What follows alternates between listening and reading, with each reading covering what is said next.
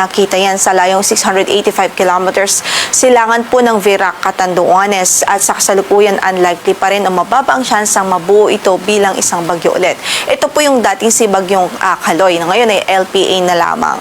Sa kasalukuyan, wala rin po itong epekto sa anumang bahagi ng ating kalupaan. Makikita nga po natin may kalayuan yan sa landmass natin. Although nasa loob siya ng PAR, wala po siyang direktang epekto sa atin in terms of mga pagulan or kahit sa hangin.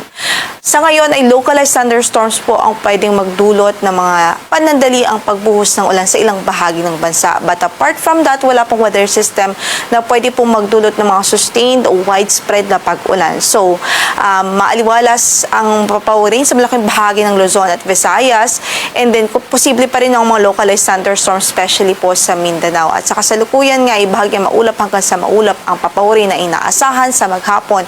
At dahil dyan mainit at maalisangang panahon pa rin ang pwede pong maranasan ng ating mga kababayan sa malaking bahagi ng ating kapuluan.